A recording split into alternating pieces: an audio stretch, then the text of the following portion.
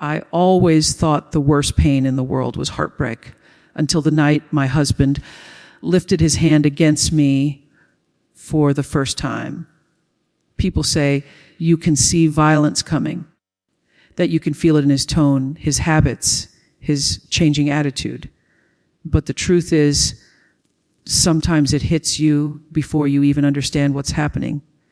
For me, it started with a woman my husband insisted was just a friend. Her name was Tanya. Pretty young, always laughing a little too loudly, always touching his arm when she talked, always calling him for quick questions and staying on the phone for an hour. I wasn't stupid. I noticed everything. But every time I asked about her, he brushed me off. It's work stuff. She's going through a lot. Stop imagining things. You're so insecure? And every time that word, insecure, shut me up a little more. But the night everything changed, I wasn't being insecure. I was being a wife who finally wanted answers. It was around 11:30 p.m. when the front door opened. My husband, Mark, walked in smelling like someone else's perfume, floral, sweet, not mine. His shirt was wrinkled, and his eyes wouldn't meet mine. I stood in the kitchen holding a warm cup of tea, trying to steady my shaking hands. "Where were you?" I asked quietly. He didn't even look at me. "With Tanya. She needed help, okay? You wouldn't understand." "Help with what at this hour?" I pressed. He dropped his keys on the table hard enough to make me jump. "Why do you always do this?" "Why can't you let me breathe?" "She needed me. She always needs you," I whispered. "And you always go running?" That was the moment he snapped. His hand came across my face so fast I didn't even see it. A loud crack echoed in the kitchen. My cheek burned instantly. My ears rang. The floor felt like it shifted beneath me. I touched my face, stunned. "Mark," my voice trembled. "You hit me." He stepped back, breathing heavily, his chest rising and falling like he wasn't even sure what he'd done. "You pushed me," he muttered. "You always push me. I wouldn't have done that if you just stopped accusing me," accusing him, as if my bruised face was my fault. I felt tears sting my eyes, but I refused to let them fall. He stormed past me, heading toward the bedroom. Before he disappeared, he muttered, "I swear, if you bring up Tanya again, I'll make you regret it." The door slammed. I stood there alone in the kitchen, my tea cooling on the counter, my heart pounding so hard I thought it might break my ribs.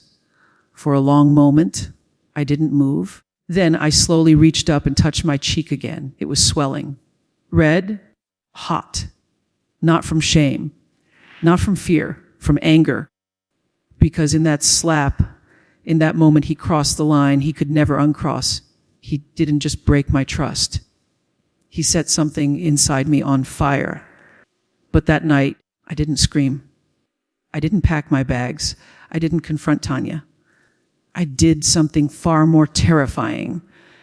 I stayed quiet. Because quiet women do not mean defeated women. Quiet women are planning. Quiet women are watching. Quiet women are listening. And in the silence that followed the slap, I started noticing things I had ignored for months.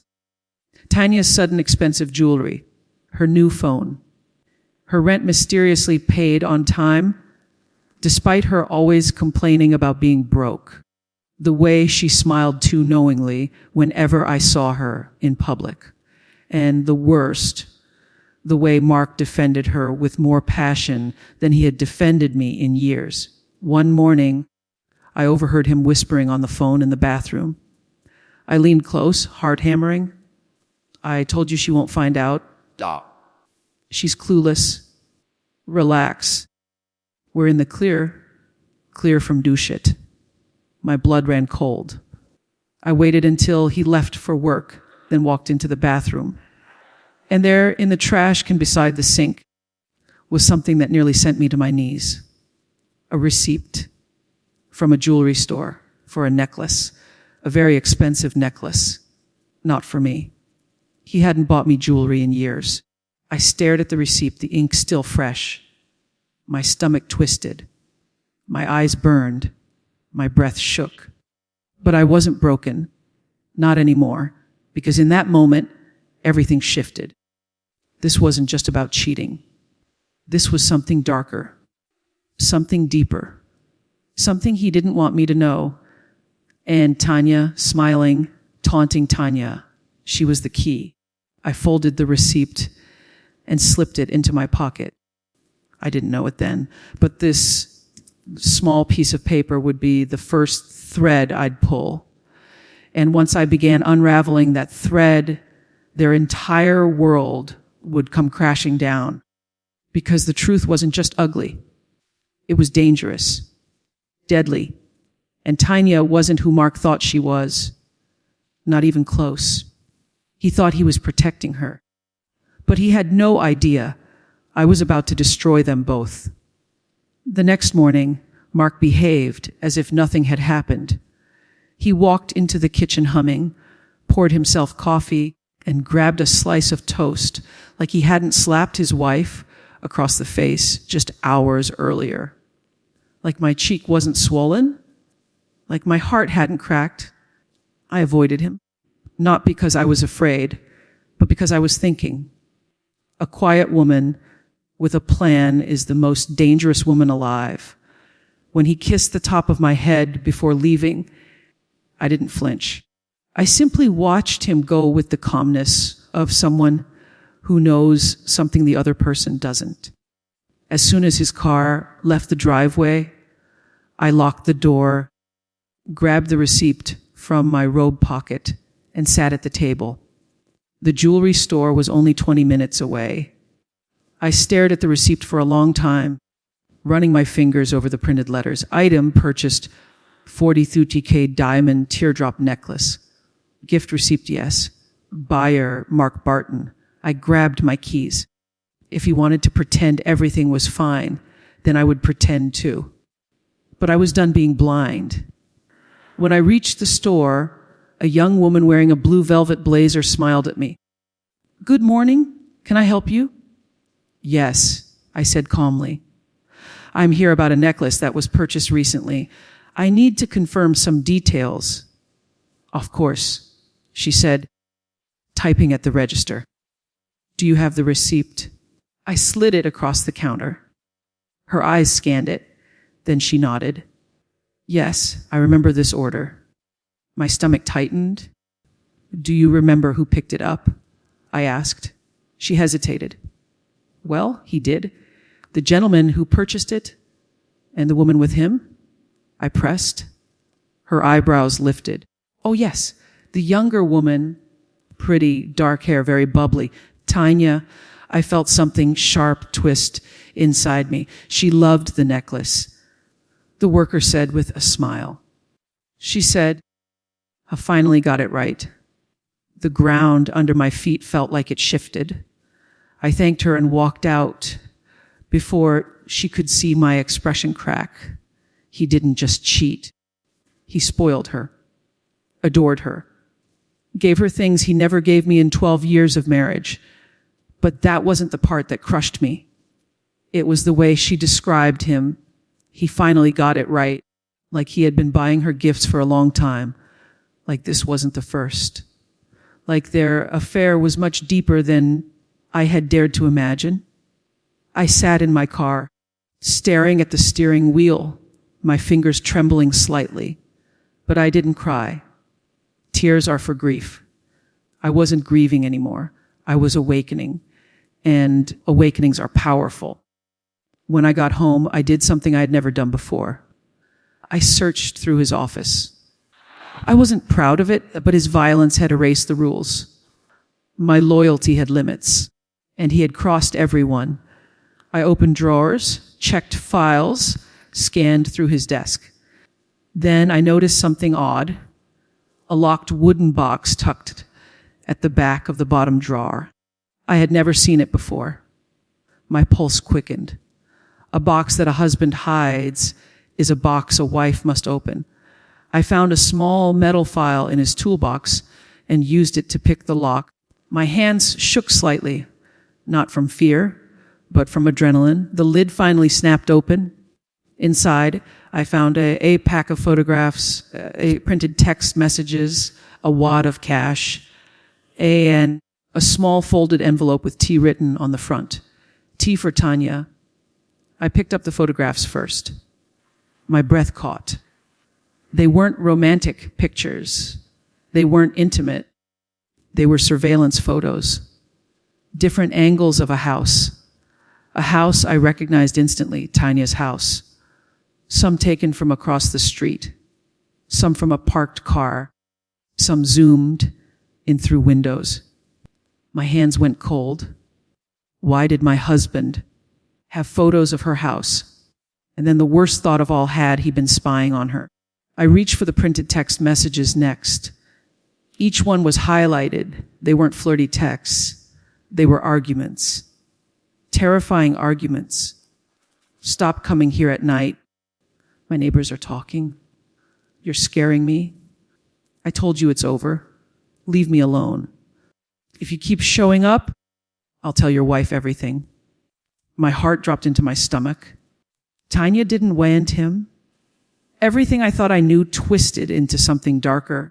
He wasn't cheating with her. He was obsessed with her. Possessive. Controlling. Showing up at her house uninvited. Threatening her. Forcing himself into her life. And the bruise on my cheek suddenly made terrifying sense. He didn't hit me because of jealousy. He hit me because of exposure. He hit me because I was getting too close. I unfolded the final envelope with shaky fingers. Inside was a single sheet of paper, a printed bank statement. I scanned it quickly. Money transfers, regular weekly ones, from Mark's account to Tanya's. Thousands of dollars. But the note written at the top of the statement, that panic, tight, handwritten sentence, froze my breath completely. She can't leave. She promised she won't. I won't let her.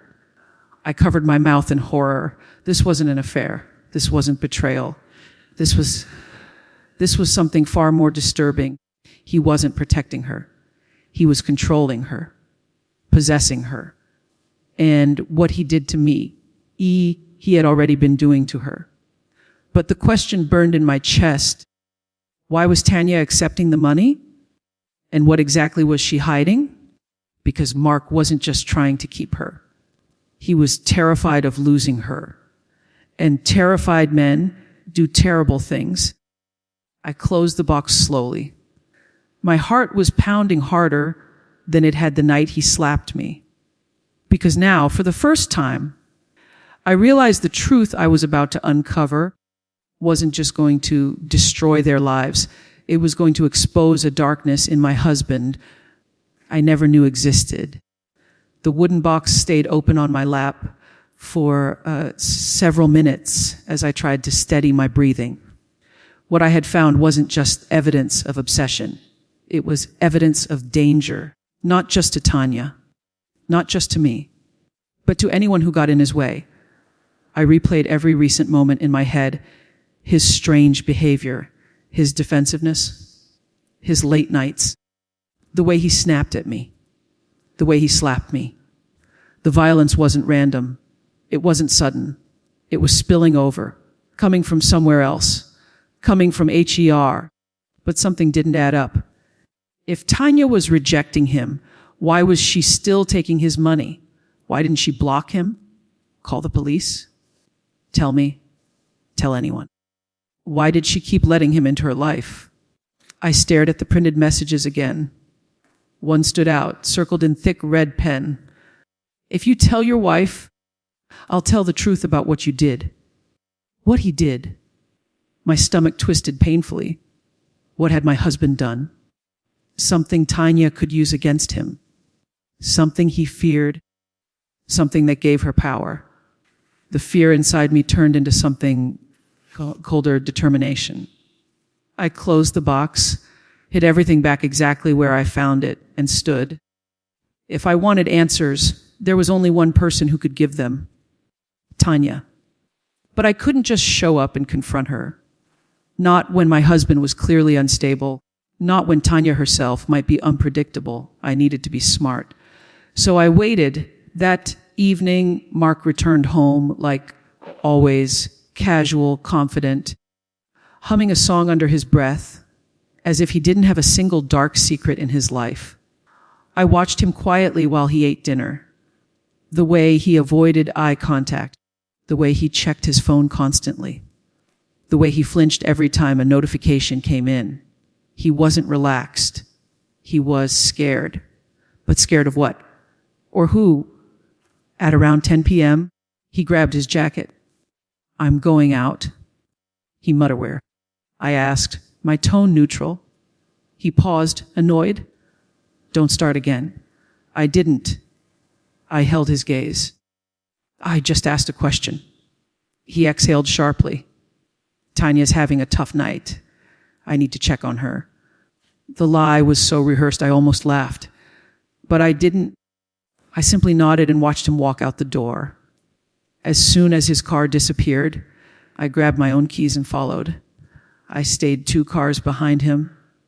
My heart pounded the entire time, but not from fear, from clarity. This wasn't a marriage anymore. This was a crime scene unraveling in front of me. After 20 minutes, he turned onto a narrow street. My chest tightened. It was Tanya's street. I parked around the corner, hidden behind a row of tall bushes. Mark walked up her driveway and knocked. Lights flicked on inside. Tanya opened the door. She didn't smile. She didn't greet him warmly. She didn't touch him. Instead, she looked terrified.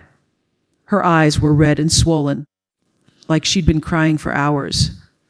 She tried to shut the door quickly, but Mark shoved his foot in the gap. I gasped softly. She stepped back, clearly uneasy. Mark pushed his way inside. The door shut loudly. My pulse hammered. Whatever was happening in there wasn't love. I sat in my car, gripping the steering wheel tightly. Minutes passed. Then 10. Then 20. I couldn't hear anything from outside, but the silence was somehow worse. Finally, the front door opened. Mark stormed out, slamming it behind him. His face was red, furious. He muttered something under his breath, kicking a flower pot on the porch. He got in his car and sped off, tires screeching. As soon as he disappeared down the street, Tanya stepped outside. Her face was pale. She looked around nervously, hugging herself. I waited a few seconds, then stepped out of my car and walked toward her slowly. Her eyes widened when she saw me. She froze, like she'd seen a ghost. "Tanya," I said softly. She swallowed hard. "H, how did you? What are you doing here?" "I need to talk to you," I said. "About Mark." She shook her head violently. No. You shouldn't be here. You need to leave. Now." "Tanya, please?" She grabbed my arm, panic flaring in her eyes. "You don't understand. He'll kill me if he knows I talked to you." I felt coldness curl into my stomach. "Kill? What is he hiding?" I whispered. She flinched like the question physically hit her. Then she looked away. I can't do this. Please go." "Tanya," I said gently but firmly. "Hurt me." She froze. He slapped me.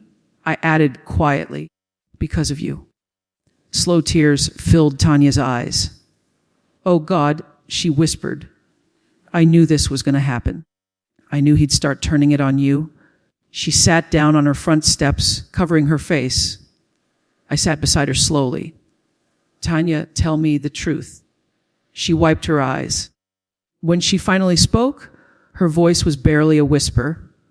"Mark isn't having an affair with me." My breath hitched. "He thinks we're together," she continued, trembling. "But we're not. I've told him dozens of times. I've begged him to stop coming here, but he won't listen. My skin prickled. He's convinced I belong to him, she whispered. He follows me, watches me, threatens me, threatens. It felt like the ground under us cracked open. He said, if I ever told anyone. Tanya continued in a choked voice, especially you, he would destroy me. What did you find? I pressed gently. What does he not want anyone to know? Tanya hesitated long enough to make my heart stop. Then she whispered, he ruined my life once before. My breath caught. Before. I repeated, you knew him before all this? She squeezed her eyes shut. He was the reason I lost everything, she said. My job, my home, my fiancé. Her voice trembled. He ruined me because I told him no. No. That one word said everything. Tanya looked up at me, tears sliding down her cheeks. And now, she whispered, he's doing it again. To both of us. My chest tightened painfully. What did he do to you, Tanya? I whispered. Her lips parted. She took a shaky breath. And then she told me something that shattered everything I thought I knew and made me realize Mark wasn't just obsessed. He was dangerous in a way I wasn't prepared for. For a long moment, Tanya didn't speak.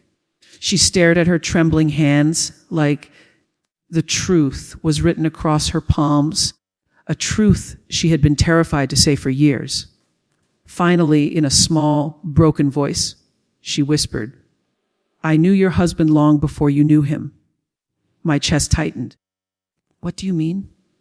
She let out a breath that sounded like a sob she didn't have the strength to hold anymore. Mark and I met 8 years before he ever met you. We worked at the same company. I was a new hire, young, excited, naive. Her voice cracked, and he was charming, helpful, friendly. Everyone loved him. Of course they had. Mark was always perfect in public, warm smile, firm handshake, the kind of man people trusted instantly. But I stayed silent, letting her continue. At first, she whispered, I thought he was just being nice, helping me learn, showing me the ropes. But then he started standing a little too close, touching my arm when he didn't need to, finding excuses to talk to me. She closed her eyes. I told him I wasn't interested. I had a fiancé. I was planning my wedding. My pulse quickened. And I asked gently, and he didn't care? She whispered. He said I just didn't know what I wanted, that I needed someone like him. He said my fiancé didn't deserve me. I felt a sickening twist in my stomach. He started following me, she continued, to the break room, to my car, to the restroom hallways. He'd wait outside the building until my shift ended. My breath caught. Tanya, why didn't you report him? She gave a hollow, humorless laugh. I did. Twice. But he was the golden employee. Everyone adored him. They dismissed me. Said I was misunderstanding. Said Mark was just friendly. My stomach tightened. He cornered me in the parking garage one night. She whispered, voice shaking. He told me he could make my fiancé disappear if he wanted, that I belonged to him. Oh, God. Tanya, I whispered. He scared me. She cried softly. I quit the job the next day, but he kept showing up at my apartment, my gym, my mother's house. She wiped her cheeks quickly, embarrassed by the tears. And then he did something unforgivable. Fear climbed my spine. What did he do? She swallowed hard. He told HR that I'd been stealing from the company, and he planted evidence. My heart dropped. I was fired, she whispered. My fiancé believed the rumors. He left me. My family was ashamed. I lost everything. Tanya's voice broke completely, and Mark watched it all happen. He apologized once, but with this strange smile, the the smile of someone who feels victorious. I stared at her in shock. I moved away, changed numbers, changed jobs.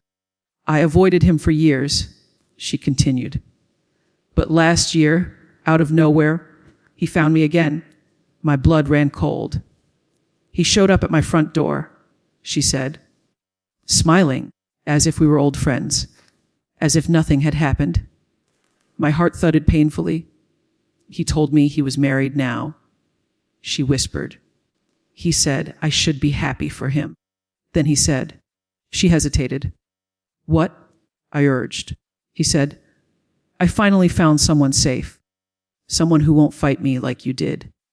I felt like someone punched me in the chest. Safe, meaning someone he could control. I told him to leave. Tanya continued. But he started coming back, over and over, at first to talk, then to beg, then to demand. I clenched my fists. He said he still owned me, she whispered, and that if I ever interfered with his marriage, he'd ruin my life again. I swallowed hard. That's why you took the money? I asked. She looked ashamed, but she nodded. He forced me, she said quietly. He said the money was to keep quiet. And if I didn't take it, he'd make it look like I was blackmailing him. A sick realization spread through me like poison. Mark wasn't cheating. He was hunting. And I wasn't his first victim. Tanya, I whispered gently. You should have told me. She shook her head. If I had, he would have destroyed both of us. We sat in silence for a moment, absorbing the horror of who my husband truly was. Finally, I asked, why did he come tonight? Tanya hugged herself tightly. He wanted to know if I had told anyone about our past. He was paranoid. He kept asking if you had talked to me, if I had ruined things for him. Her hands shook. He said, if I didn't cooperate, he'd do to me what he did 8 years ago. I felt a cold dread settle inside me. And then he said something else. Tanya whispered. What? She looked at me with fear so raw it made my skin crawl. He said he wasn't going to let someone else take what was his. A chill shot up my spine. What does that mean? I asked. Tanya gave me a haunted look. He wasn't talking about me, she said softly.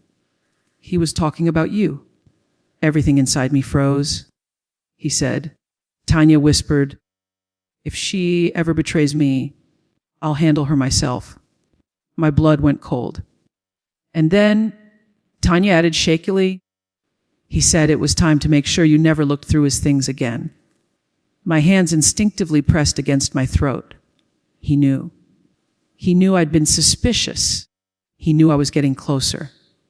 And if he suspected that, then tonight wasn't just about fear. It was about timing. Suddenly, Tanya grabbed my arm. You need to leave, she whispered urgently.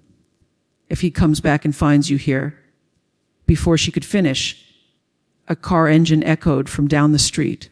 We both froze. Then Tanya's face drained of color. That's his car, she whispered. My pulse exploded. Tanya, no, she whispered shakily, grabbing my arm. You need to run. Now. The engine grew louder. My heart raced so hard it hurt. I backed away quickly, eyes locked on the street corner. Because if Mark saw my car, saw me, caught us talking, he wouldn't get angry. He wouldn't yell. He would snap, and a man like Mark only snaps once. I turned and sprinted toward my car. As I pulled away, I watched through the rearview mirror. Mark's headlights appeared at the end of the street. He was coming back, and Tanya was still on the porch. My breath shattered. This wasn't just a jealous husband. This wasn't an affair. This was a man with a history of destroying women's lives. And I had just become his next target. I drove home fast enough that my hands trembled on the steering wheel, but not fast enough to draw attention. My heart wouldn't stop pounding. Mark wasn't just unstable. He wasn't afraid of consequences. He wasn't afraid of destroying someone's life. And now he suspected I was catching on. I parked down the street instead of in the driveway, just in case he came home before me. I slipped inside the house silently, turned off all the lights, and sat at the edge of the couch, trying to process everything. Every instinct inside me screamed one thing. I was not safe with my own husband. When I heard his car pull into the driveway 15 minutes later, my breath caught. The front door opened with a slow creak. His footsteps echoed through the hallway. Calm, steady, almost cheerful. I didn't move. "Hey, honey," he called. "Why are all the lights off?" I forced my voice to stay even. "I had a headache. I was resting." "Oh," he said lightly. "Ronite?" The words were too casual, like he was fishing for something, like he was testing me. I didn't answer. He stepped into the living room, his silhouette framed in the doorway. His shirt was slightly wrinkled. His hair was disheveled, his jaw tense, and his eyes, they scanned me in a way that made every nerve in my body tighten. Cold, calculating, suspicious. "Have you been crying?" he asked. "No, H-M." He smiled, but it wasn't a kind smile. It was the kind you give when you think you're smarter than the person in front of you. He sat down beside me too close. He whispered, "I hate it when you lie." My stomach turned. "I'm not lying," he exhaled, leaning back. "Good." His voice was soft, too soft, deadly soft. I turned away slightly, pretending to adjust a cushion just so he wouldn't see the fear in my eyes. He watched me for a few seconds like a predator evaluating prey, then stood up. "I'm going to take a shower," he said. "Don't wait up." As soon as the bathroom door closed and the water star started running, my breath escaped in a painful rush. I had two options: stay and pretend nothing was wrong, or leave and find a way to protect myself before he snapped. But leaving wasn't simple. I needed evidence. I needed safety. I needed a plan. So I did something desperate. I grabbed my phone and called the only person who might believe me, my sister, Nadia. She answered immediately. "What's wrong? You sound scared." My throat tightened. "Nadia, I think Mark is dangerous." "What happened?" Hey hit me. Dead silence. "Where are you right now?" she asked, voice sharp. "At home. Get out. Right now. Come to my place." "I can't," I whispered. "Not yet. I need..." The bathroom water turned off. My heart dropped. "I need to go," I whispered. "I'll call you later." I hung up just as Mark stepped out of the bathroom, drying his hair. "Who were you talking to?" he asked casually. My heartbeat thudded painfully. "No one. Just checking voicemail." He nodded slowly, studying my face. Then he turned and went to the bedroom. Only when I heard him settle into bed did I finally exhale. Sleep didn't come. Not for a second.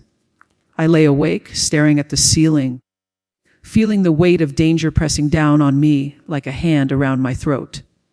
At 5 a.m., when I knew he was deeply asleep, I slipped out of bed and quietly grabbed his phone from the nightstand. This was reckless, risky, but necessary. I knew his passcode. Of course I did. He never thought I needed to be kept out.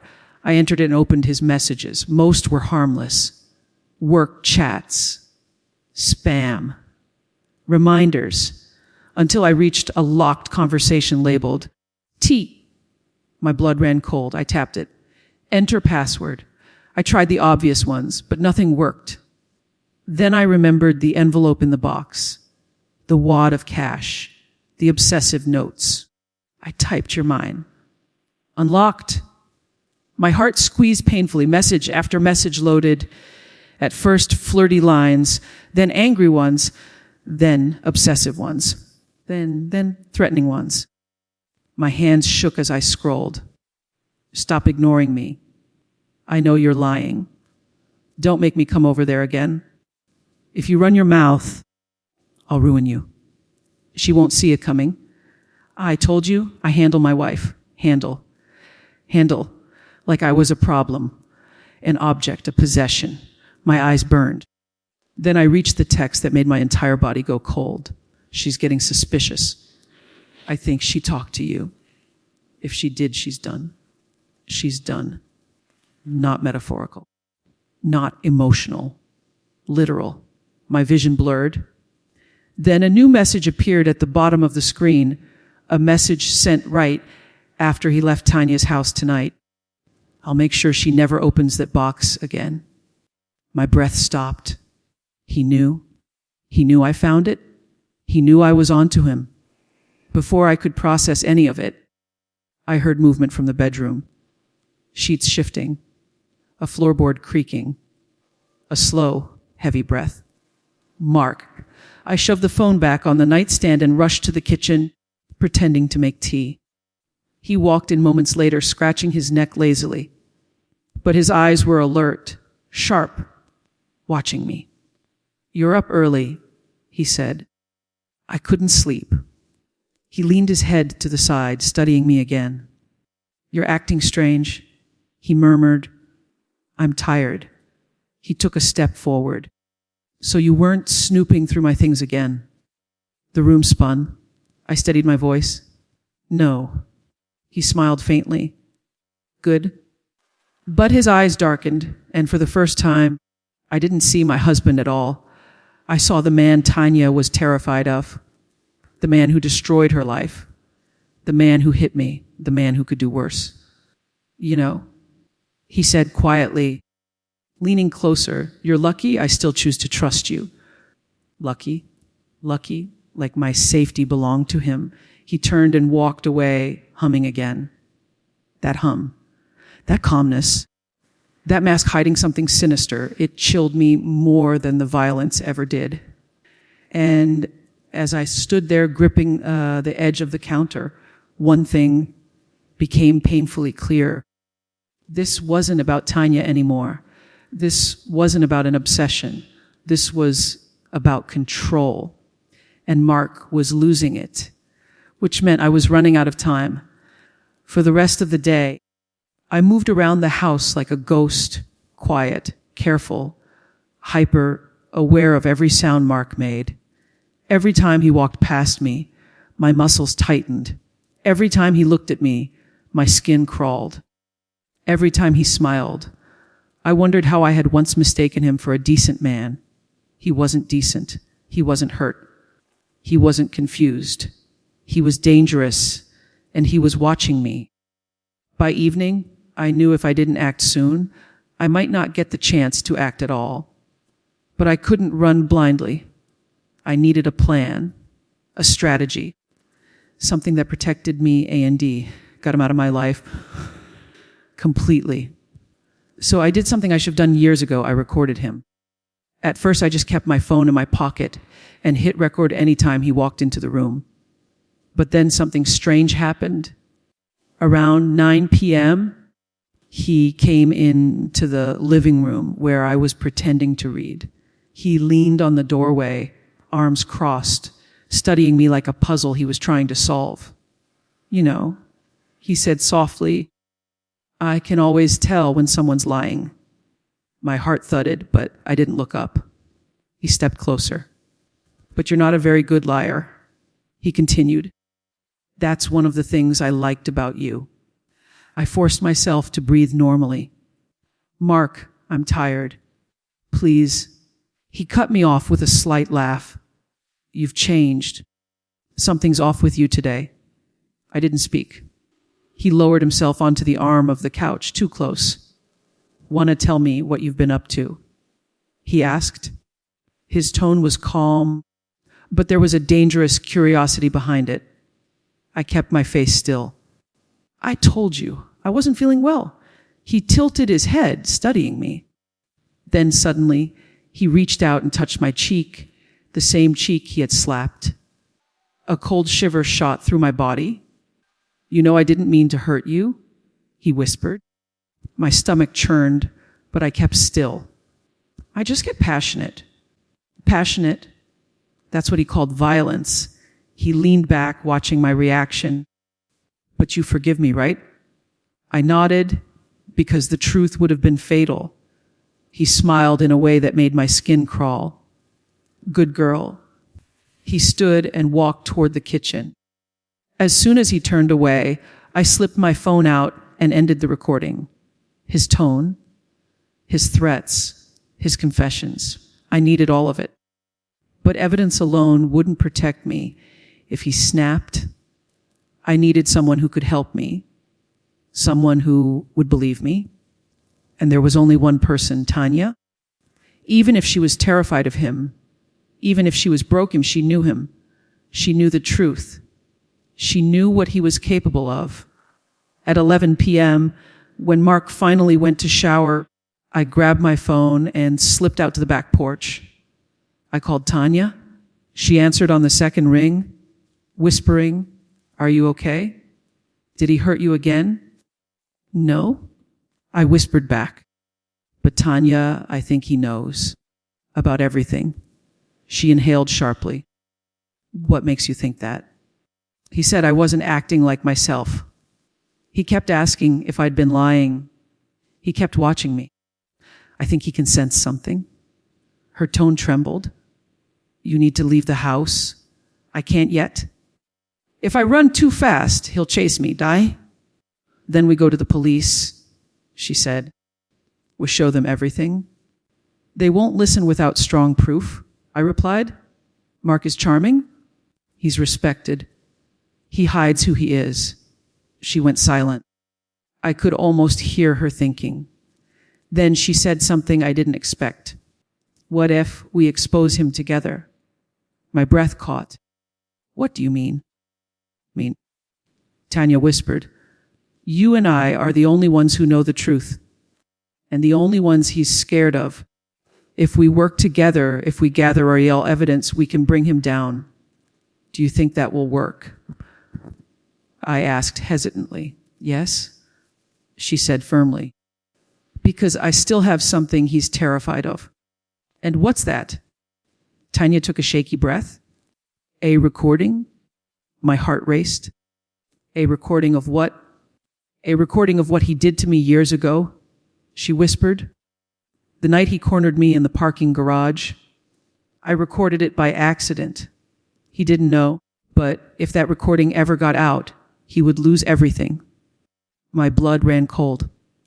"Tanya, why didn't you use that before?" "Because I was scared," she admitted. "But I'm not scared anymore." Before I could respond, I heard a sound behind me. The porch door creaked. My heart stopped. "Tanya," I whispered urgently, "I think he's coming." "Go." "Hang up." I slipped my phone into my pocket just as Mark stepped outside, drying his hair with a towel. "There you are," he said, smiling too casually. "I thought you went for a walk." My pulse hammered, but I forced myself to appear calm. "Just needed air." He stepped closer, narrowing his eyes. "You're jumpy?" "I'm tired." "You already said that." He watched me for a long moment. Then he asked, in a voice that sent chills down my spine, "Who were you talking to?" Everything inside me froze. "What?" I forced a confused tone. "I heard you whispering." My throat dried. "Oh, I was just watching a video." "I didn't want to wake you." He stared at me, right through me. Then slowly he smiled, a smile that didn't reach his eyes. "Well," he murmured, stepping even closer. "It sounded like you were having a conversation." My heartbeat roared in my ears. I wasn't. He studied my face. Then he reached out and tucked a strand of hair behind my ear. His fingers lingered on my neck. "Good," he whispered. "You know I don't like secrets between us." I swallowed hard. He leaned down and kissed my cheek, the same cheek he had bruised. "You're my wife," he murmured. "I want to protect you. But I can't protect you if you don't tell me what's going on." Everything inside me screamed. He wasn't asking. He was warning. And the worst part, his voice wasn't angry. It was calm. Too calm. The kind of calm a man uses when he's already decided what he's going to do. He stepped back and walked inside, locking the door behind him. I stood frozen on the porch, gripping the railing to keep myself steady. It didn't matter what Tanya had suffered. It didn't matter what he had done in the past. It didn't matter what secrets were hidden in that wooden box. Because now I was the threat, and Mark had realized it. There was no time left, not for planning, not for waiting, not for gathering more evidence. If I didn't act now, I might not survive long enough to act at all. I didn't sleep that night, not even for a second. Every time Mark shifted in bed beside me, my entire body tensed. Every breath he took sounded louder than it ever had. Every small movement felt like a warning. By sunrise, my nerves felt raw, like my skin didn't fit right anymore.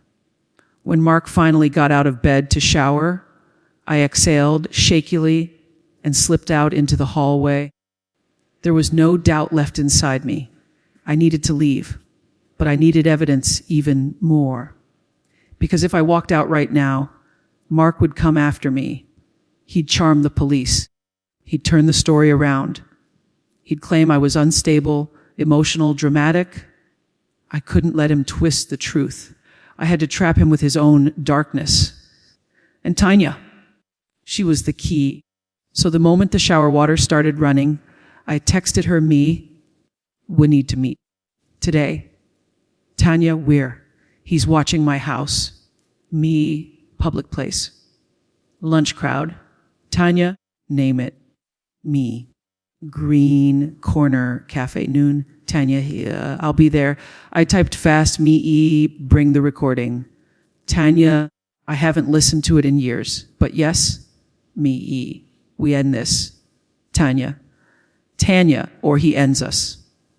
A chill ran up my spine, but she was right. This was survival now, hers and mine. I shoved my phone deep into my pocket and rehearsed my plan in my mind. Stay calm. Act normal. Collect evidence. Leave safely. Expose him. But Mark stepped out of the bathroom earlier than expected, and water still clung to his hair as he looked at me with narrowed eyes.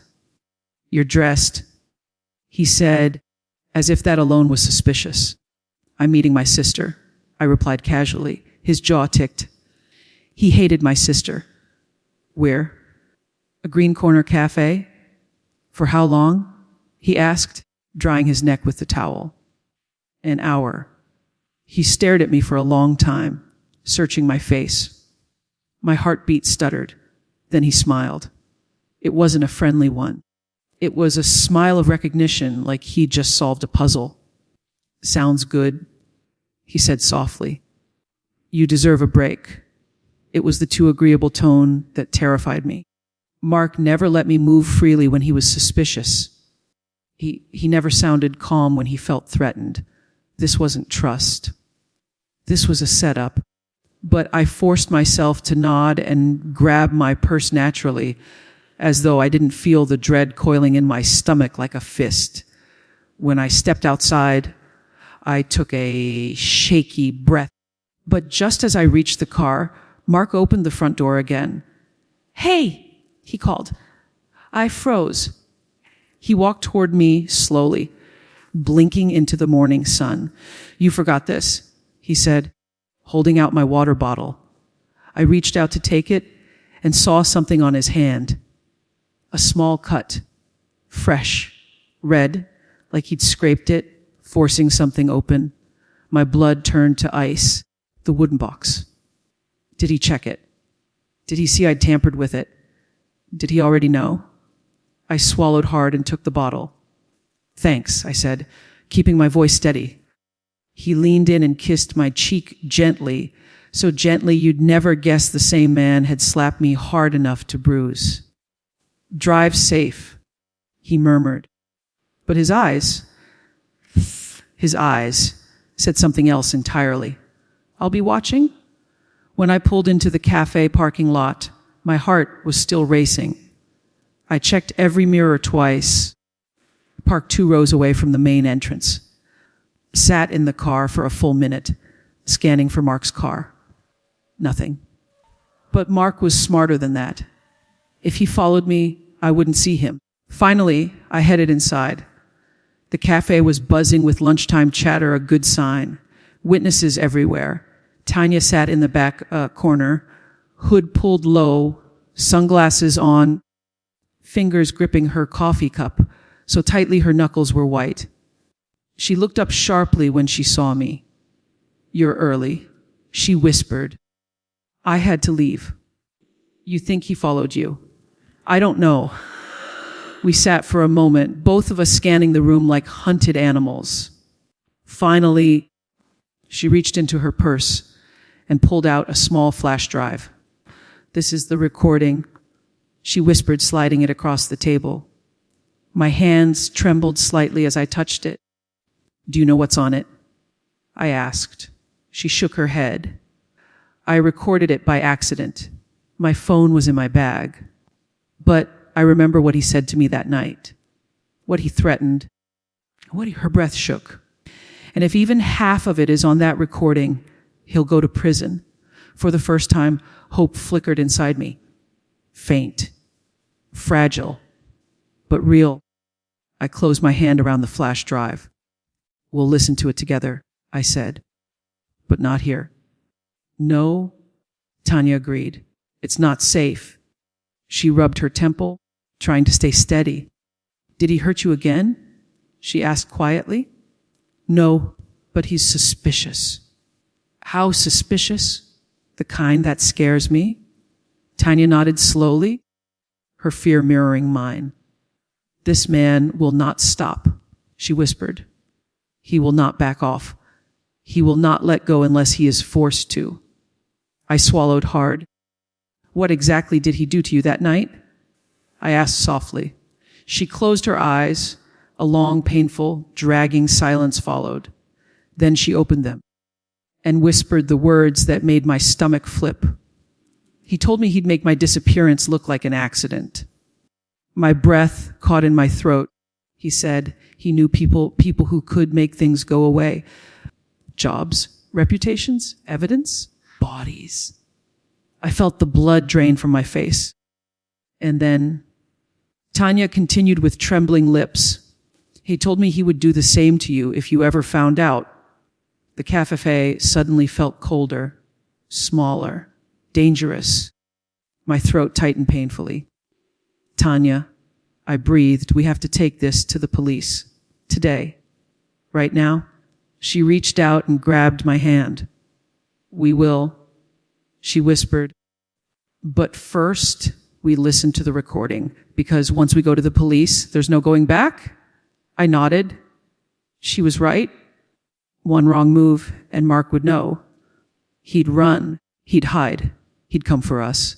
And he'd be unstoppable. I squeezed her hand. "We listen today," I said. "And then," she whispered. I inhaled deeply. "And then we destroy him." Just then, a shadow shifted across the cafe window. Tanya stiffened. "What was that?" I turned slowly toward the glass. My heart lurched. A familiar silhouette stood outside, too still, too focused, too deliberate, watching. Tanya's breath hitched. "It's him," she whispered. "Oh God, it's him." And as Mark's figure stepped closer toward the window, I realized he had followed me. He had heard something. He knew something. And we were out of time. For a split second, everything inside me shut down. It was him. Mark, standing outside the cafe window, staring directly at us. His posture was too still, his jaw too tight. His eyes too cold. Tanya froze beside me, her fingers digging into her coffee cup so hard it looked like it might crack. "Oh God, Gaw," she whispered. He knows you're with me." My throat tightened. "Don't panic," I whispered back, though I could barely breathe. "Just don't move suddenly." Mark slowly lifted a hand, not to wave, not to greet, but to place his palm flat against the window glass. A silent message, a silent threat. "I see you, I know. I'm watching." Every hair on my body stood on end. Tanya whispered, "He's going to kill us. He's going to walk in here and..." "No." I cut in quickly. "He won't make a scene. Too many people." But my voice didn't feel connected to me. It felt like a stranger speaking. Mark stared for a few seconds longer, then stepped back. He wasn't smiling. He wasn't angry. He was calculating. And that was worse. Then he turned and walked away slowly, disappearing behind a row of parked cars. Tanya grabbed my arm hard. "We need to go." "No, no," I said. "If we rush out, he'll know we're scared. He'll follow us." "He already followed you," she hissed. She was right, but panic would get us killed. "Listen," I whispered. "We'll wait 2 minutes, then leave from the back exit." Tanya nodded, trembling. The longest 2 minutes of my life passed as we sat there, pretending to drink coffee with shaky hands. Finally, I whispered, "Go." Slowly. "Don't look outside." We slipped out the back door into the alley behind the cafe. Tanya clutched her purse to her chest like it contained her life. In a way, it did. I led her to my car, glancing over my shoulder every few seconds. No sign of Mark. But that didn't comfort me. It made it worse. "I don't see him," Tanya whispered. "That's what scares me." We got in the car, locked the doors immediately, and I pulled out of the parking lot at a steady, not panicked, speed. When we were a few blocks away, Tanya let out a shaky breath. "Where are we going?" "My sister's house," I said. "She lives 20 minutes away." "Mark doesn't know the address." Tanya nodded quickly. "Then we listened to the recording," she whispered, "and we decide what to do next." I pressed harder on the gas. Nadia's neighborhood was quiet and safe, tree-lined streets, retired couples walking dogs, children riding bikes. It felt surreal bringing something so dark, so dangerous, into such a peaceful place. When Nadia opened the door, her eyebrows shot up. "You both look terrified," she said. "Get inside." We rushed in, locking the door behind us. Nadia led us to the living room. "What's going on?" she asked quietly. I took a deep breath. "Nadia, Mark is worse than I thought." "How much worse?" "Dangerous worse." Nadia sat up straight. "What did he do?" Tanya and I exchanged a look. Then I pulled the flash drive from my pocket. "This," I said, "is the proof." Nadia's eyes widened. "What's on it?" Tanya's voice trembled. "A recording. From years ago, when he threatened me." Nadia went pale. "Play it," she whispered. My hands shook as I plugged the flash drive into Nadia's laptop. A single file appeared on the screen. IUD002-412, MP3, my stomach twisted. I pressed play. For a moment, all we heard was static, then muffled footsteps, then a distant car engine. Then, Mark's voice. "Cold, cruel, unrecognizable." I said, "Stop running." "Tanya." Tanya flinched so hard she grabbed my arm. Nadia gasped. The recording continued. "You think you can report me. You think anyone will believe you over me." Tanya's breathing quickened beside me. "I can ruin you." Mark's voice hissed. "I ruined someone before you. I can do it again." My blood froze. Nadia covered her mouth. Mark's voice grew deeper, darker. You belong to me. And if you try to leave or expose me, I swear I'll make sure you disappear. I felt my skin crawl. I know people, he spat. One call and everything goes away, your job, your family, your fiancé, your identity. A soft sob echoed in the background. Tanya's sob. Nadia looked at her, horrified. Then the next line came. The line that felt like a bullet through my chest. And if my wife ever finds out, she'll disappear too. Silence. Dead, crushing silence. We sat completely still. Frozen. Barely breathing. Nadia whispered, "Hey, said that. About you." I nodded slowly, numb. Tanya wiped her eyes. "He said he'd destroy her," she whispered, "just like he destroyed me." Nadia stood abruptly. "We're going to the police." "Now?" "No," Tanya said quickly. "Not yet." "Why not?" Nadia snapped. "This is evidence. This man is dangerous." Tanya shook her head. "He's powerful. Manipulative. He'll twist it. He'll convince them it's edited, old, irrelevant. We need more." I knew she was right. Mark wasn't just an abuser. He was a strategist. "We need him to expose himself," Tanya whispered. "How?" I asked. "By letting him think he still has control." I shook my head. "That's risky." "No," Nadia snapped. "That's insane." But Tanya leaned forward, her eyes fierce. "Has more careless when he thinks he's winning. If we push him just a little, he'll slip." I swallowed hard. "And when he slips," she said, "we get what we need to put him away forever." My hands trembled. "What exactly are you suggesting?" Tanya met my eyes.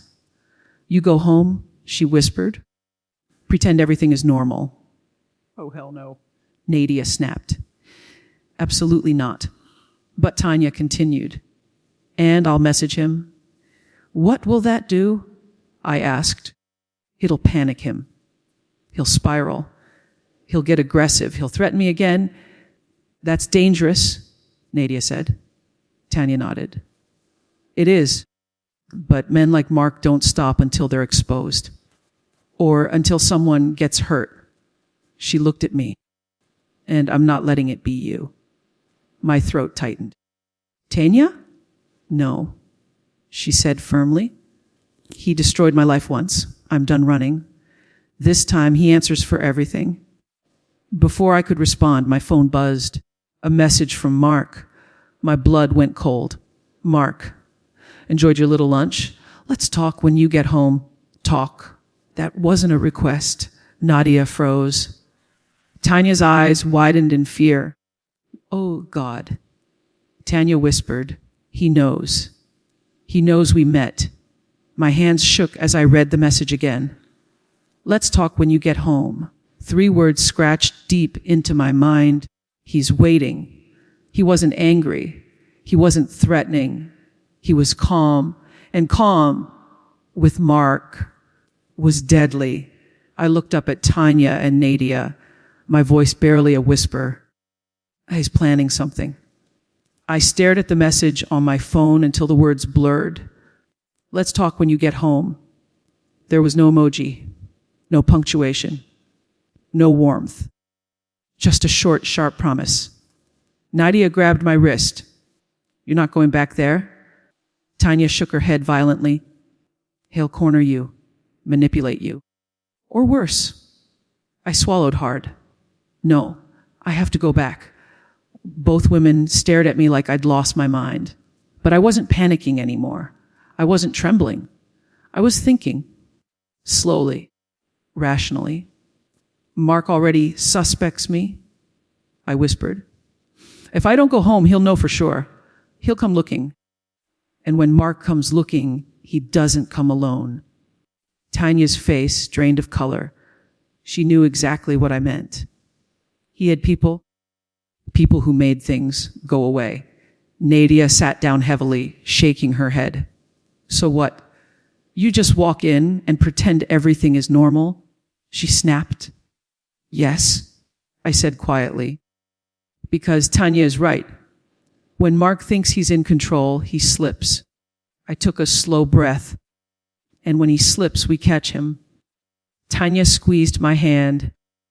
I'll be on standby, she whispered. If he messages me, threatens me, anything, I'll save it.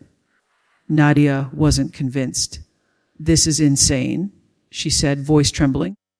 You're walking into a trap. I looked at her gently. No, Nadia. I'm setting one, her eyes filled with tears. You're my sister. I can't just let you. I know, I said, hugging her tightly. But I promise, I'm going to get out of this. When I pulled away, Tanya spoke in a trembling voice. Record everything, she whispered. Keep your phone hidden. Don't confront him. Don't give him anything to react to. Just watch him. Let him talk. I nodded. Then my phone buzzed again. Mark, don't be late. Tanya inhaled sharply. He's impatient. Nadia pressed her hands together, her panic barely contained. Please, she begged. Please, at least let us follow behind you. From a distance. No. I said immediately. If he sees either of you, he'll know. And if he knew, this wouldn't end with threats. It would end violently. I grabbed my coat, tucked the flash drive deep into my pocket, and stepped toward the door. Tanya whispered, be careful. He's unpredictable when he's quiet, and he's very quiet now. I didn't answer. I couldn't, because fear had moved past my throat and settled deep into my bones. When I pulled into our street, everything felt wrong. Too still, too dark, too silent. His car was in the driveway. The porch light was on, and the curtains were drawn, not in their usual straight lines, but crooked like someone had yanked them shut quickly. My pulse thudded. I locked my car, inhaled deeply, and walked up to the front door. My hand trembled slightly as I reached for the handle. The door was unlocked. That wasn't normal. He never left it unlocked. I stepped inside slowly. The living room lights were dimmed. The air felt heavy, thick, suffocating. Then I heard his voice. Calm. Even. Too calm. You're late. My breath caught. He was sitting on the couch, elbows on his knees, hands clasped together, staring at me with unsettling stillness. I hit traffic. I said quietly, a cafe 5 miles from here doesn't have traffic, he said coldly. I didn't respond. He tilted his head slowly. You're lying again? I'm not. You are? His voice dropped lower. Why were you with her? My stomach twisted. He knew. Ooh. I asked evenly. His lips curled into a humorless smile. Oh, come on. Let's not pretend we're idiots. He leaned back slowly. You and Tanya. I kept my expression blank. We ran into each other. He laughed, short, sharp, dangerous. You really think I'm that stupid? I didn't speak. The silence stretched between us like a wire pulled too tight. Then he leaned forward, elbows on his knees again. You know, he said softly, I always thought you were boring. His voice was casual, conversational, terrifying. But now, he smiled, you're interesting. My pulse hammered.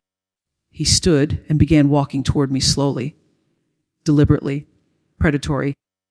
I saw your car there, he whispered. I saw you sitting with her. I stepped back. He stepped forward. You think she tells you the truth, he hissed. You think she's some innocent victim. I don't want to talk about this. Oh, but I do. He snapped. He grabbed my wrist. Not hard, not painful, but firm, controlling. You know what I realized today? He whispered. That you're just like her. I froze, curious, stupid, disloyal. Mark, let go. He tightened his grip. You want to know the truth so badly? His breath hit my cheek. Fine. How about I give it to you? My throat tightened painfully. He leaned closer. Everything she told you is a lie. I didn't react. He smiled. She's obsessed with me. She always has been. A lie. She's been threatening me for years. Another lie. She wants to ruin our marriage. A manipulation. I lowered my voice. If that's true, then why were you at her house tonight? His smile faltered. Only for a second, but I saw it. A crack. A slip. He recovered fast. It's complicated, he said. No, I whispered. It's really not. His eyes sharpened instantly. And suddenly I saw the truth in his expression, raw and filtered, dangerous. If you ever talk to her again, he said quietly, I will bury her. My stomach flipped. And if you betray me, he reached up and ran his thumb along my jawline, the same jaw he had bruised. I will bury you too. My breath caught. Not metaphorical, not exaggerated. A promise. He straightened slowly, loosening his grip but not stepping back. You're my wife, he whispered. And wives don't betray their husbands. My voice barely escaped. What do you want, Mark? He smiled. Obedience. A chill crawled down my spine. And you'll give it to me, he said softly, as long as you value your life. For a moment, everything inside me shattered. But then, a spark lit inside me. Small, quiet, steady. He thought fear made me weak. He was wrong. Fear makes smart women dangerous. Without breaking eye contact, I whispered, I'm tired. He studied me closely. Then he nodded slowly. Go to bed, he said. We'll talk more tomorrow. Tomorrow? A warning. A countdown. I walked past him, keeping my face calm. But inside, I was already planning. Because tomorrow I wouldn't be here. Tomorrow, Mark would slip. Tomorrow, he would give me exactly what I needed. To expose him. To destroy him. To survive him. That night, I didn't sleep at all. I lay perfectly still in bed, my back facing Mark, my eyes open in the dark, watching the faint glow of the street light move across the ceiling. Every breath he took beside me sounded like a countdown. Every shift of the mattress felt like a warning. And every second that passed confirmed one truth. I would not survive tomorrow if I stayed. His threat echoed in my mind, looping like a nightmare I couldn't escape. If you betray me, I will bury you too. A normal husband says that jokingly. Mark didn't joke. Mark didn't exaggerate. Mark didn't warn. Mark promised. At 5:23 a.m., he got up. The mattress lifted with his weight, and I froze, pretending to breathe slowly, pretending to be asleep. I heard him stand there for a long moment, watching me. I kept my breathing steady, small, soft, controlled. Then he walked out of the bedroom. The moment he left, I exhaled shakily and forced myself to move. This was my window. I slipped out of bed and went straight to the closet, grabbing a small overnight bag, the one I used for weekend trips with my sister. I didn't pack much.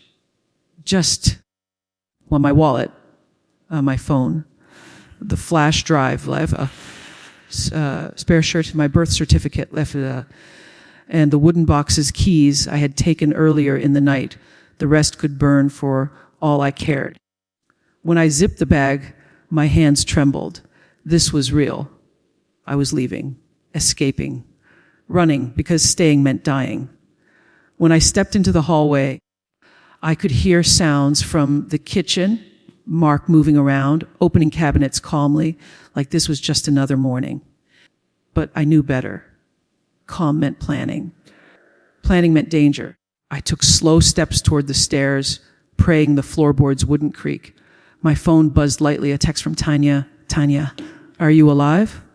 Me, yes. Barely. Tanya, I'm up, ready for whatever happens today. Just tell me what you need. I inhaled, then typed me. I'm leaving. Now, if he messages you, stall him. Tanya, be careful. He didn't sleep either. He's on edge. Me, I know. Tanya, if you need me to call the police. Me, no, not yet. He'll twist it. I need one clean shot. Tanya, then go. Fast.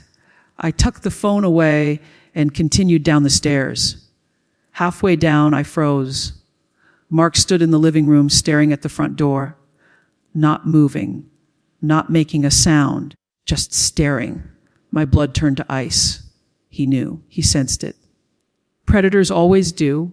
Slowly, he turned his head and looked at me. His expression didn't shift, didn't twist, didn't show anger. And that terrified me more than anything. You're up early, he said softly. I forced a small smile. I couldn't sleep. You never sleep well when you're hiding something. My fingers tightened around the railing. I'm not hiding anything. He stared for a long moment, unreadable. Then his eyes slid to the bag in my hand. What's that? My overnight bag. I told Nadia I'd help with her kids today. He walked toward me slowly, deliberately, like a wolf circling an animal pretending not to be wounded. You didn't tell me that, he said. I forgot. You forget a lot lately. He was 3 steps away now, too close. My pulse hammered so loud I could barely hear the room. You're acting different, he whispered. Nervous, gempy, secretive. He took another step, then another. My back pressed against the wall. He leaned in, his eyes dark. Are you afraid of me? The silence stretched, thick and suffocating. I forced myself to shake my head. Nope. His lips lifted, not into a smile, but something twisted and cold. You should be. My heart plummeted. Then he stepped back, just far enough for me to breathe again. Go ahead, he said softly. Tell your sister I said hi. It wasn't permission. It was a trap. But I nodded, grabbed the door handle, and stepped outside, trying not to break into a run. My hand shook as I unlocked my car. I slid inside, turned on the ignition, and backed out of the driveway. Mark stood at the window, watching, expressionless still. Too still. As I turned the corner, my phone buzzed again, a message from him. My blood ran cold before I even opened it. Mark, don't forget, come home by 4. We have unfinished business. I nearly threw up. Whatever unfinished business meant it wasn't a conversation. I pressed harder on the gas. By the time I reached Nadia's house, I was shaking so badly, she practically pulled me inside. Sit down, she said urgently. Did he touch you? Did he try something? Did he follow you? No, I whispered. But he knows something. He's planning something. Tanya, who had arrived minutes before me, stood up immediately. We need to act before he does. I agree, Nadia said firmly. He's escalating. If we wait, he'll snap. I opened my bag and took out the flash drive. We need to listen to it again, I said. All of it. Carefully. Nadia plugged it into the laptop. Tanya sat beside me, hands clasped tight, eyes red from fear and exhaustion. The recording began. Static. Footsteps. Breathing. Then Mark's voice poured out of the speakers again, cold, cruel, confident. Stop running, Tanya. Nadia hugged herself, shaking. I can ruin you. I ruined someone before you. I'll do it again. Then my part. If my wife ever finds out, she'll disappear too. My breath hitched again. But then something we hadn't fully caught the first time came next. A faint sound. Barely there. Tanya grabbed my arm. Wait, that's not me crying, that's him. Someone else is with him. Nadia frowned. What? Tanya pointed at the screen. Someone else is breathing. Listen. Nadia rewound the audio. We listened closely. There it was, a soft breath, a choke, a faint whimper. Then Mark's voice low and threatening. If you open your mouth, you're next. Nadia gasped. That's someone else. He wasn't alone that night. Tanya nodded slowly. He wasn't alone any night. He had help. My heart pounded. All those times he said, I know people. I can make things disappear. One call. It wasn't just talk. He wasn't lying. He had someone. Someone dangerous. Someone real. Nadia covered her mouth. Oh my God. He's not just a monster. He's part of something. A chill spread through my chest, like cold water filling my lungs. Tanya whispered the words none of us wanted to say. He isn't just dangerous. He's connected. My stomach dropped. And suddenly, every threat Mark had ever made, every warning, every calm smile made horrifying sense. I stood up abruptly, my breath shaking. This is bigger than just him. Tanya nodded. He's not working alone. Nadia whispered, if we go to the police, he'll know, and he'll come after you. Tanya looked at me, fear and determination battling in her eyes. Then there's only one option left, she whispered. What? I asked. We catch him on record today. When he snaps, when he threatens you. I froze. Nadia stared at her in disbelief. You want to use her as bait? Tanya exhaled shakily. Yes, because he won't slip with me. But he'll slip with her. He already has. My heart raced. And when he does, Tanya said softly, we end this. Just then, my phone lit up again. Another message from Mark. Mark, come home, NW. We need to talk. 3 words. But this time, they weren't a warning. They were a countdown. Tanya's face went pale. Nadia whispered, he knows. And inside me, something cold and final clicked into place. This was it. No more running. No more hiding. No more fear. Today, Mark would expose himself. And today, I would finally be free. I stared at Mark's message until the words blurred together. Come home, Neno W. We need to talk. Not a request. A command. A threat disguised as urgency. I felt the room tilt slightly, like the floor had shifted, like gravity wasn't stable anymore. Nadia grabbed my shoulders. You're not going alone. You hear me. Tanya stepped beside me, her jaw set like iron. We're going with you. We'll stay outside, but you're not walking into that house alone. I nodded, even though fear crawled up my spine like cold fingers. It was time. Time to finish this. Time to shut Mark down, not with rage, not with confrontation, but with truth. Recorded, undeniable, unavoidable. We drove in 2 separate cars.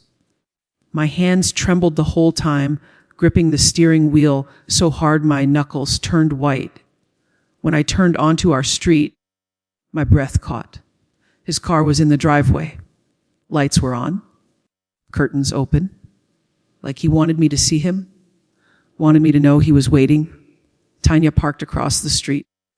Nadia stayed on the phone with me. Remember, Nadia whispered, just talk. Don't attack. Don't accuse. Keep him calm. The thing Mark always demanded. The thing he never gave. I stepped out of the car. My legs felt like wet sand. Weak, shaking, barely holding me up. I approached the front door with a steady step, or at least the closest imitation I could manage. The door opened before I touched the knob. Mark stood there. Silent. Still. Expression unreadable. He looked like a statue carved out of rage. Come inside, he said quietly. Not an invitation. A warning. I walked in. The door closed behind me with a soft click that sounded louder than a gunshot. The living room was clean. Too clean. like he'd been pacing, waiting, preparing. He turned toward me slowly. "You left early," he said. "Why?" My breath hitched. "Just helping Nadia. I told you." He cut me off with one sharp motion of his hand. "Stop lying." His voice was low, controlled, deadly. "You've been lying since last night." I swallowed. "I'm not lying." He stepped closer. "Where were you?" I forced my voice not to tremble. "With my sister." He tilted his head slightly, eyes narrowing. "No? No, you weren't?" My heart stilled. He stepped even closer, so close I could smell his cologne, sharp, expensive, metallic. "You know how I know you're lying?" He whispered. I said nothing. Mark smiled. A cold, slow, terrifying smile. "Because I followed you." My stomach dropped. I felt my pulse hammer in my ears. Followed me. Past the intersection. Past the gas station. Past the old grocery store. He didn't follow me all the way to Nadia's house, or he would have seen her and Tanya waiting. But he followed far enough to know I wasn't headed where I claimed. He took another step. "You're hiding something," he said softly, "and you're bad at hiding things." I steadied my breath. This was the moment. The moment Tanya said would come. When he'd snap. When he'd reveal. When he'd expose himself willingly. But I had to be calm. "You're making it sound like I'm betraying you," I whispered. He raised an eyebrow. "You are betraying me?" "Be doing what?" I asked gently. "By questioning me," he snapped. "By doubting me. By listening to HER. His jaw tightened. "You think I don't know what she told you, what she showed you?" My blood went cold. He knew. He knew Tanya talked. He knew I heard recordings. He knew everything. But he didn't know what proof I had now. He didn't know who else was listening. "Tanya is lying to you," he said bitterly. "She always lies. She lies to everyone. She twists everything to look like she's a victim." He stopped right in front of me. "Just like you're doing now." My breath shook, but I forced myself not to back away. "Mark, I'm not your enemy." "Yes, you are," he whispered. "Because you know the truth." His fingers twitched. His breathing changed. His eyes darkened the same way they did before he hit me. Then he said something that made my skin crawls. "You should have stayed stupid." My heart skipped a beat. "Mark, you should have kept your mouth shut." His voice grew colder. "You should have stayed loyal." I lowered my gaze, playing the part Tanya told me to. "What truth do you think I know?" I whispered. He laughed, a single humorless breath. "Everything." Another step closer. The air thickened. "I know what Tanya told you," he said. "I know she played you the recording." My pulse hammered. "She didn't have permission," he snapped. "I told her she'd regret it. I told her I'd ruin her." My hands shook at my sides. "And you know what?" he said, leaning in, voice a razor, thin whisper. "I ruined someone before her." I stiffened. "And I'll ruin you too." His voice dropped to a chilling murmur. "If you ever open your mouth, you'll disappear like the others." My heart slammed against my ribs. He slipped. He finally slipped. And Tanya heard it all.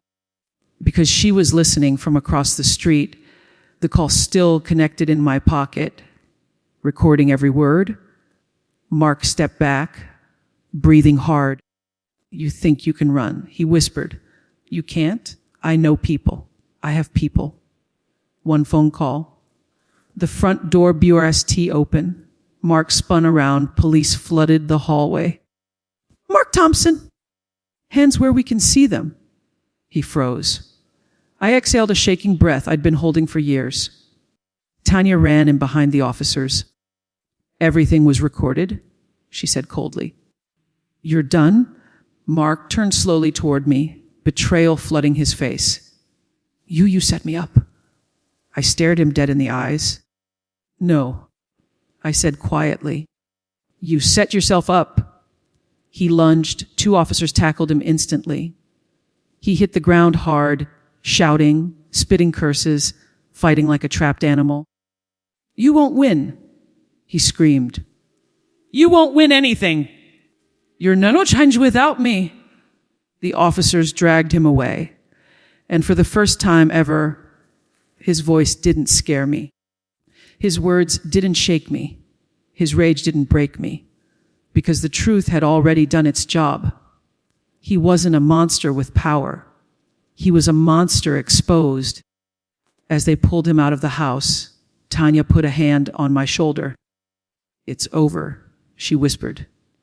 And for the first time in a very, very long time, I believed her. I felt my lungs open, my shoulders drop, my heartbeat slow. Freedom, real freedom. As the police car door slammed shut, Mark screamed one last time, "You ruined everything." I stepped outside, watched the car pull away, then whispered, "No, Mark, I saved myself." And for the first time in 15 years, I walked back into a home that finally belonged to me.